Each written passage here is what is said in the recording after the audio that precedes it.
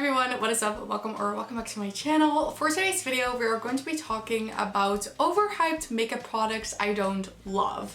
I don't necessarily hate the products I'm going to be mentioning today, but based on how hyped these products are, I'm kind of underwhelmed by them. I thought this would be an interesting video idea, basically because of how popular social media is nowadays. I feel like a lot of products get very hyped up very fast when a lot of people love them and everyone's like, you need to try these products. And since I love makeup, I definitely like to try products that everyone says are like the best products ever, but usually a product works different for everyone, and what you maybe love, I maybe don't love, and the other way around as well. Sometimes I see products getting very negative reviews, but then I love that product. But I thought it would be interesting to share the products kind of like let me down based on how hyped they were. So if you are new here, then hi, welcome to my channel. I'm so glad you found it. I upload beauty videos 4 times a week and I would love it if you subscribed. But for now, if you want to see the overhyped makeup products I don't love, then please keep watching. The first product was like the main product that inspired me to do this video, and that is the Kosas Breezy Cloud Set Setting Powder. Well, the shade that I have is called Breezy, but this is the Cloud Set Powder from Kosas that is so popular. I see this everywhere, like every time someone like recommends a setting powder, they recommend this one. So I was like, I'm missing out on something, let's just buy it. So I bought this setting powder, and this is what it looks like currently. As you can see from how much I've used it, I am definitely using it. I have this in my project pen because I still want to get my money's worth out of it, because this was quite an expensive setting powder. I think I paid like 34 euros for this, which for a setting powder is not cheap at all. But based on how amazing everyone said this was going to be, I'm kind of like underwhelmed. I applied it and I was like, what do I need to see? Everyone was like, it's so blurring. It definitely blurs a little bit, but for instance, one of the Hourglass finishing powders I've tried blurs my skin even better. I don't think this does that good of a job at blurring my skin. And for a setting powder, I feel like I have to apply so much for my face to be matte. Like, I'm someone, I don't like my face to be sticky. Even though I like glowing makeup, I always use setting powder because I don't like when my face feels sticky. So usually what I will do is apply setting powder on my face until it no longer feels sticky. Today I applied another powder that I will mention after this one that kind of like let me down as well. But this one, I need to apply so much product for my face to feel like it's set, and still it will crease under my eye. I will apply this all over my face and under my eyes, and then by the time I get to my eye makeup, there are still creases under my eye. And I use different concealers, so I don't think it's the concealer. I just feel like this setting powder doesn't set my makeup I want it to be. It feels more of like a finishing powder, something I would apply over top of a different setting powder, but that is just like an unnecessary step for me. So what I now do is I use this as a setting powder, but I just apply so much of this. And let me tell you, I'm not even super oily. I feel like my skin is a very normal skin type. I thought my skin was dry, but I don't think it's that dry because I have been getting a pretty shiny nose all the time. And so I feel like my T-zone is definitely a bit more oily, but I don't consider myself to have oily skin at all. And still I feel like this one doesn't do enough setting for me. And that is why I was kind of let down by the setting powder. It doesn't look bad on the skin. It doesn't look cakey, so I still use it. It just doesn't set my makeup in the way I would expect from a setting powder. Like, I recently got my LYS Beauty powder and it does the exact same thing for a fraction of the price. So this Kosas Cloud Set powder, it's not bad, but I was just underwhelmed by how much everyone loves this. So the Kosas Cloud Set powder, definitely an overhyped product for me.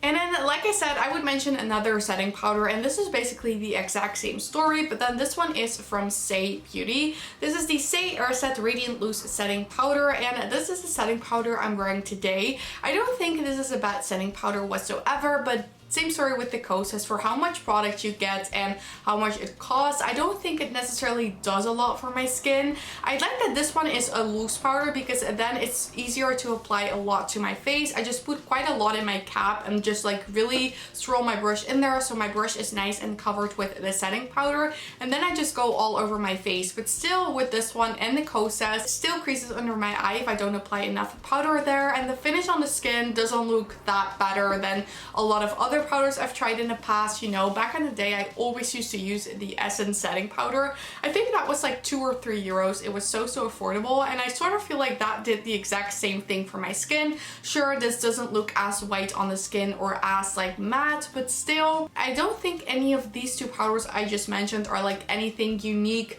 They're just a powder, they're not bad, I still use them, but they're just not worth the hype in my opinion.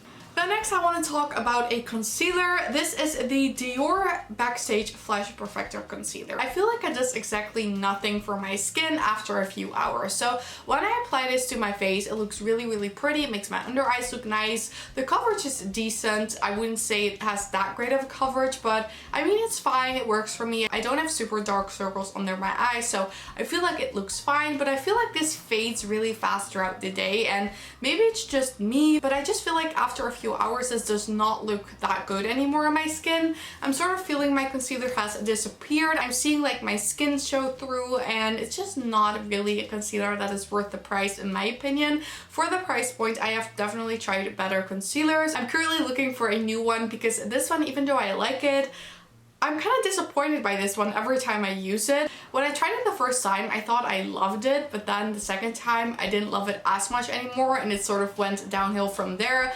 Now again, I still use this because I paid quite a lot of money for this, and that is like the main reason I'm keeping all of these products. It's not because I absolutely love them, it's just because I spend my money on them and I don't want to waste my money. So I still use this, but every time I use it, I'm sort of like disappointed. Now, I wanted to put this one in the video, but I don't think it's that overhyped because I have seen quite a lot of mixed reviews, but still I see this concealer so much on Instagram that I thought it was worth mentioning that I don't think this is like a really good concealer.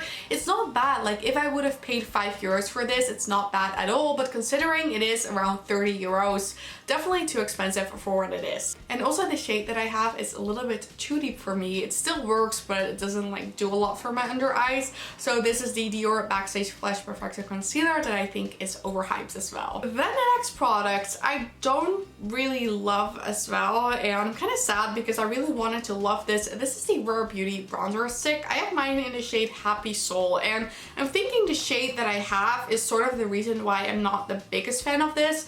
This is the shade Happy Soul that I have. This is what it looks like. It looks fine in like the stick, but on the skin when you swatch it, it's really warm, and I feel like it's too warm for my pale skin tone. The reason why I went with this shade is because I thought the first shade looked really yellow. So the thing with this one is when you blend this out, it does look fine, but when I have this on my face, it definitely looks a little bit orange to me. And what I have been doing is just applying this as like a stick to my face, then blending it out with a brush, and it just didn't blend the easiest. I saw everyone talking that this was like the best cream bronzer formula, but I just don't love it. It doesn't blend that nice for me. What I want to try is the method that Kelly Gooch has been showing a lot, which is to like apply the stick to like your brush and then apply the brush to your face. I feel like that's definitely going to help with the blending. But for a stick like this, I think the point of this is to just swipe it on the face and blend it out, maybe even like with your fingers, and that would be so nice, but it just doesn't work for me in that way. Like it does blend out, but it just takes quite a while, and again the shade just doesn't look the best on me. So this one, every time I see like Morgan Turner mention how good this is, I'm so glad it worked for you, but I just don't feel the same about this product. I feel like it's one of the worst cream bronzers in my collection. I only have a few and I only keep things I like, so it's not like the worst cream bronzer on the market, but from the ones I have in my collection, the Tarte, the Charlotte Tilbury, this just does not live up to the hype in my opinion. So the Rare Beauty bronzer stick in Happy Soul is one that I'm just like on the fence about. I don't hate it, but I don't love it either. And then we've made it to the last product. Luckily, we only have 5 products in this video. I was going through my collection and I was just thinking which products really kind of disappointed me, and thankfully I only had 5. The rest of the products in my collection I don't feel like this way about. But the last product I wanted to share is this one from Tarte, and this is the Tarte Maracuja Juicy Lip. Now these type of products, these like lip gloss balms in a lipstick form, have been like very popular. We have the ones from Makeup by Mario, which are plumping. We have like the Charlotte Tilbury ones. There are so many formulas on the market nowadays, but I feel like this one in particular is getting a lot of hype on social media. I see that especially the plumping version of this is super popular at the moment. I haven't tried the plumping one. I've only tried this one in this shade, and then I also have a mini.